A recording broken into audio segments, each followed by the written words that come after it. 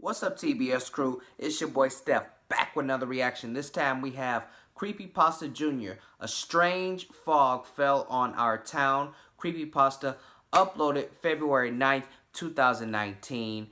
Now, in the description it says, if you see fog rolling in, just stay inside.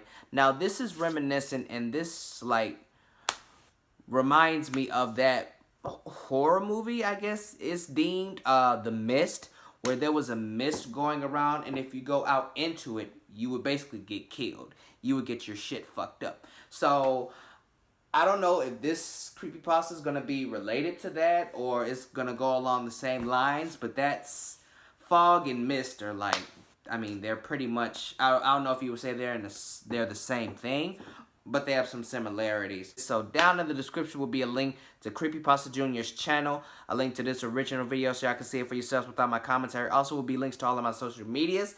Get at your boy and see the personal life that I don't upload to YouTube. Without further ado, let's get into it. But yeah, if mist or fog is too heavy, you can't see through it, or it's hard to. That's why I say they're kind of similar. I live in a small town in the middle of the Midwest. When I say small, I mean small. I don't think our population has ever broken 1,000. Wow. It's a quaint and peaceful little town.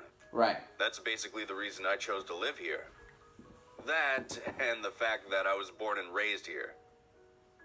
My father works at our local post office, which is basically just a kiosk in a parking lot. Oh, wow. My mother was a stay-at-home mom. But hey, that's a job too. Especially considering how awful I was as a child. It'd be like that. I, on the other hand, once I was almost finished with high school, worked as a bagger at our only supermarket. The pay wasn't all that great, but the work was easy, and after a few months, I worked my way up the chain to cashier, and eventually became one of the store managers. As soon as I graduated high school, our town, in its desperate desire to expand and attract new residents, constructed a brand new apartment structure, which I was super thrilled about. I was finally able to move out on my own. There you go. Don't get me wrong, my parents are great, but you gotta know when to leave the nest. True. Since the apartment complex was trying to acquire new tenants, the rent was relatively cheap. Factual. So I jumped at the chance. I moved into my small one-bedroom apartment as soon as I could. A year or so passed, and I finished up another routine shift at the market. I had just left the store late in the evening and was walking across the dark parking lot to my car when I first noticed it. The fog. It was faint in most areas and was only truly noticeable when you looked down a stretch of road. I thought nothing of it, because who would? Everyone has seen fog before. I made it home not long after, ate a TV dinner, and unceremoniously fell asleep on my couch. I woke early in the morning to my phone vibrating on my coffee table. Thinking I was late for work, I jumped up in a panic and grabbed my phone. I looked down and saw that my boss was calling me. He told me that the store was going to be closed today. And when I asked him why, he told me to look out the window. The fog. I laughed, thinking there would be 5 feet of snow outside. But when I drew my blinds, I saw it. The fog. Well, I should say, didn't see it. I didn't see anything. There was a massive layer of fog outside my window. It was so dense that I couldn't even see the parking lot to my own apartment. There's something about the word fog. I stared, amazed by what I was seeing. Like I said before, everyone has seen fog. But I had never seen fog like this. My boss told me that he tried to get to work but almost crashed just trying to leave his house. Damn. He said it was too risky to try to make the trip to the store, so resigned to keeping it closed until the fog lifted. Yeah. I agreed with him, partly because he was right. Driving through this would earn you a one-way ticket to the hospital. And partly because I didn't feel like working today. Or the store grave. doesn't get that many customers anyways, especially during the middle of the week. After I hung up with my boss, Yeah. I called my parents to see how they were doing. Wait to the beginning of the My month. mother told me they were just going to stay home and wait out the fog. There you go. And I told them I would do the same, but to give me a call if they needed anything. I spent the rest of the day cleaning my apartment and watching TV. There you go. Occasionally, I would get up and peek out of my window, only to be greeted by an immense wall of white.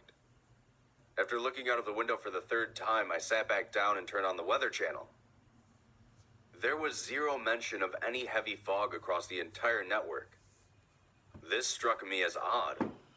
Maybe this fog was just a spontaneous act of nature that even the Weather Channel didn't know about. Day turned to night, and since there wasn't much to do, I ended up going to bed early. Might as well. That night, however, after I turned everything off and was just about to lay down in my bed, I heard a knock on my door. This startled me as I wasn't expecting any visitors. Don't answer it. I walked over to my door and looked through the peephole. There you go. Doing so just made me feel silly as I couldn't see anything through this damn fog. I considered opening the door but hesitated. Nah. And instead I called out asking who was there. Don't be stupid. A male voice on the other side of the door responded. He said that he was trying to get home but got lost through the fog. So he pulled into my complex. That's too bad. I asked what he wanted, and what he said next made me very nervous. He said he wanted me to open the door. What? Not that he wanted to use my phone or for me to give him directions. No. He just wanted me to open my door. I wish you would. I told him I didn't feel comfortable opening my door for a stranger, and the man stopped speaking. Walk away, dude. A minute or two later, whoever it was on the other side began violently hitting my door, trying to break it down. He began screaming for me to open my door. Instead, I double-checked the deadbolt and took a step back. After a few minutes, the assault ended, and I found myself sitting on my couch keeping a close eye on my door and windows. Get that thing ready. I didn't sleep that night. Eventually, the morning came, and I checked my window once again. The fog hadn't dissipated in the slightest. I attempted to call my boss an hour before work, but was met with a busy signal. I figured that since he had told me the store would remain closed until the fog let up, that meant no work today either. So I showered and ate some breakfast. Or he got. Still trying to process what had happened the previous night. He probably opened his door. I tried to call my parents next, but again, it was no use. It seemed that no calls were going through now. The day dragged on, and for the most part was uneventful. You need to be concerned. Then, once night started to fall on my town, is when I started to hear them. Hear what? The screams. It sounded like hundreds of people screaming outside. They sounded like people in agony, with shrieking their only respite from the pain. I tried to look out of my window once again to see if I could spot any of these people walking around, but it was useless. Then, suddenly, the screams stopped. If you get that reference, you're a real one. The silence that replaced them was eerie, like when the power goes out in your house at night. A few hours passed, and I spent them sitting nervously on my couch trying desperately to take my mind off the strange occurrences by watching TV.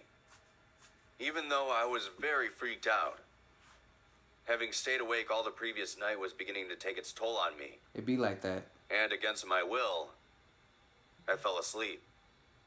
That's good, right? I was awoken in the middle of the night to loud knocks on my door, which happened to be right next to the couch I rested on.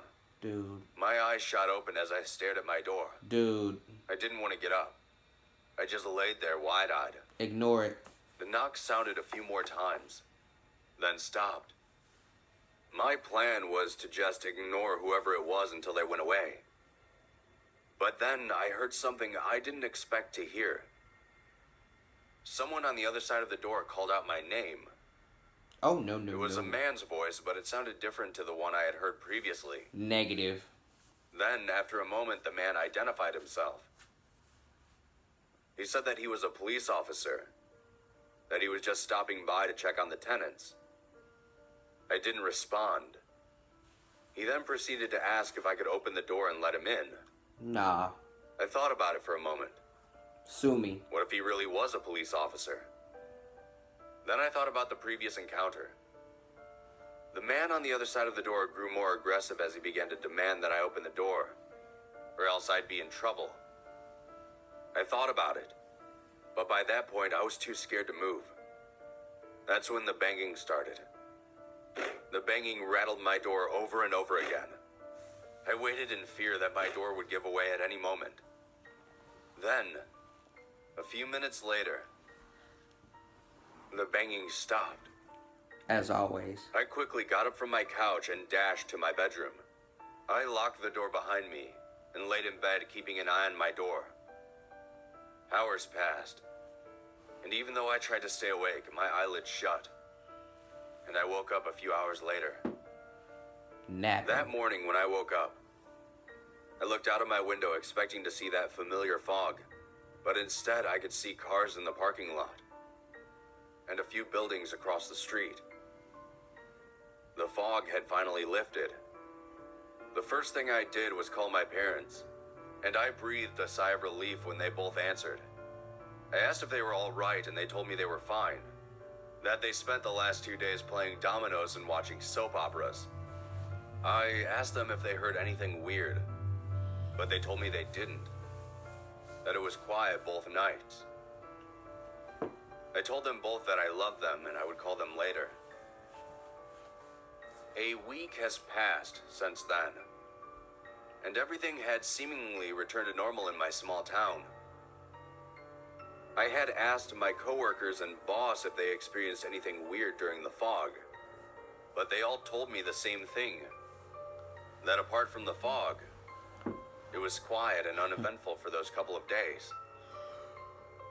I'm not sure why I was the only one to experience the strange sounds. Maybe I just hallucinated the whole event or something. I don't know. I doubt it. But if any of you out there live in a small town and experience a strange heavy fog, stay inside. And whatever you do not open your door. Nope. No matter who or what might be knocking outside. You smart. I don't know. Something about the word fog, it just... I don't know. It's kind of childish. It makes me laugh for some reason. Chuckle a little bit. I guess it makes me think of Foghorn Leghorn. I mean, you know. Yeah, that's his name. Foghorn Leghorn. He's the rooster or chicken or whatever the fuck he is from the popular Looney Tunes with, you know, Wile E. Coyote, Bugs Bunny, Daffy Duck, Porky Pig, Elmer Fudd, all them, Tweety Bird, Sylvester, you know, all that. I don't know. Yeah, it's like when I hear the word fog, I automatically think of his name. I think it's I think it's crazy that I do that. So in a way, it was kind of like The Mist, because weird things happen when this fog, you know, was covering everything. You know, weird things were happening. Strange people were coming up to old boy door and knocking on it, trying to get him to open it up. But in The Mist, motherfuckers were actually getting slaughtered and killed and getting all of their shit fucked up. So yeah, and in that aspect, it's different. What did you guys think of the story? What did you think of my reaction? Leave all your feedback down in the comment section below. Thank you guys so much for watching my video. If you liked the reaction, leave a like, a comment, and share the video. And if you really liked it, subscribe to the channel and tap that bell icon so you will get notified every time your boy Steph drop new content, which I do 7 times a week. That is all I got for y'all this time around. Your boy Steph is out.